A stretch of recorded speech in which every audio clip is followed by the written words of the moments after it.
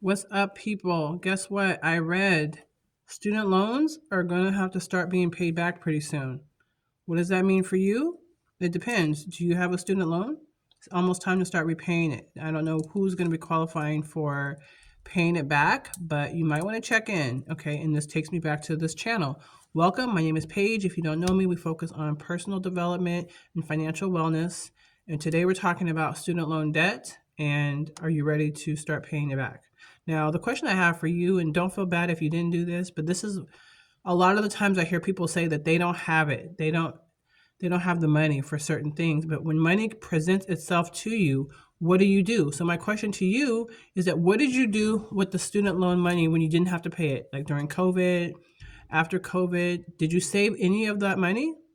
See, these are the things that don't require you to really do anything special, but it requires you to pay attention, right? So if you know, for example, that you're going to have not paying your student loan, then where is the money? How much did you save? Did you save half of it? Did you save 25% of it? Do you have anything put to the side? Now, I mean, it's hard because things do change and things do change. But the thing about it is that when these things come up all the time, right? Like say you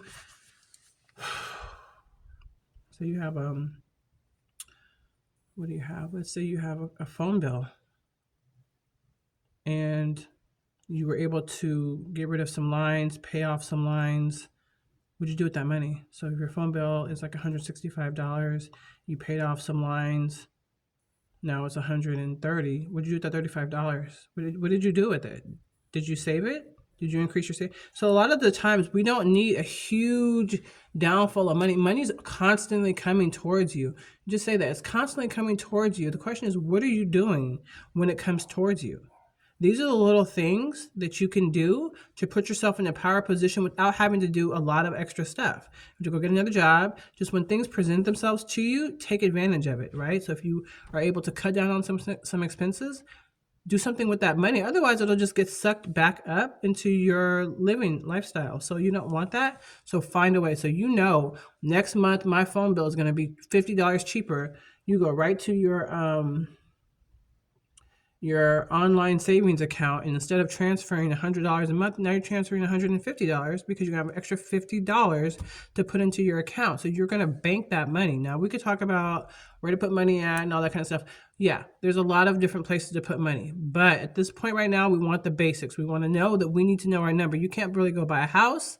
You can't really go and buy a new car if you don't know what you can afford. Okay, so you want to always try to know your numbers. I just did mine again because we have a new month coming up, and I ended up paying off a few little things, and I wanted to see what my numbers are, and that was positive. So again, do your numbers, and that's just the beginning. Okay, it's just phase one of numbers, knowing your numbers. Phase two is we're going to build upon that budget. We're going to build it out what we want it to be, and we're going to make sure there's a zero at the end, right? So every dollar you earn that comes into your household, it has to be told where to go. So I saw a couple of templates online. I was looking at a few. They were kind of confusing. So I think I'm going to create another template, a digital a digital item. How about that? That is going to be really, really super easy, and just like list this out. Like if you look at my video, you'll see that. List everything out, list all the expenses out.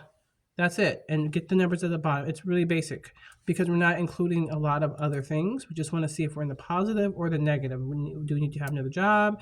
Do we need to put some money over here? We need to know what we're doing, but we can't do that without knowing our numbers. You really can't buy a house. You really can't get a car without knowing your numbers. So student loans are coming back, and get ready if you do owe. And then if you actually have gotten your student loans forgiven, so I used to work like in nonprofits, and so there's a loan forgiveness program that I didn't even know about at first, but eventually I got into it. But the funny thing about it is that I got into the student forgiveness program like late, and I hadn't even really considered it. I thought it would take so long. I can actually go to work and earn a decent money and just pay it off. I mean, I owed like a lot. Like I owed over $50,000, and I'm sure that's whatever you think it is. But anyway, the point of the matter is that I went back to work because I figured I could pay $20,000 a year and get it done faster than the 10 years that it would take for them to write it off. But I still joined the program and I still did it, and then I ended up getting loan forgiveness. So thank you, Biden administration, because I don't have that. But guess what? As great as that is, here's what I'm saying to you: what you do with the money? If you get your loans forgiven, which I don't think they're going to be forgiving too many more with this new administration, but let's say you did get your loans forgiven, what'd you do with the money? Please find out where the money's going, get it back, and start putting it into a savings account. Okay, we'll talk about different levels of high interest savings accounts, investing, and all of that. But right now, get your money back. Okay, find out where your money is. I know where mine is. Okay, I knew when I heard that I didn't have to pay it, I already had started a process. And this is something you should do really with any time you're going to start saving money. So if you have like a cell phone bill and then you're able to get out of a couple lines, maybe pay off a couple phones early. Now you have extra $50. Don't just say, oh, I got $50 less. No. Increase your savings. Go to the website that you have your savings account in and increase it by $50. So that money is directly getting put. If you don't put, this is why I was telling you guys, if you don't put your money somewhere else that's not somewhere where you can run into Wells Fargo or Bank of America or whatever you have, HSBC or whatever that is over there. If you don't have your money local, it's going to be a lot harder to get it out. You got to go through a lot. So you're not going to be able to get it out. And you're going to already know that. And that money is going to be out of sight and out of mind. And you're going to be starting to save money way easier. So just make sure you go find your money, check on your student loans, and make sure you're ready to start the repayment process if it applies to you. And think about your loans in a way of you want to get that paid off. I know that the numbers are really high sometimes, but if you look at it in a way of my earning potential is really high, I can probably pay this off in less years. I mean, a lot of this stuff really, I'm going to go off on a tangent here because it all boils down to this. It comes to your vision. It comes to your vision. Like, where do you see yourself? You cannot be thinking small. I'm serious. You have got to be thinking how. The question you ask yourself is super important. It's not about, how can I pay my student loan faster? How can I get out of debt? How? Let your brain work on the how, right? You start asking it questions, your brain is going to work on it while you're sleeping in your subconscious mind.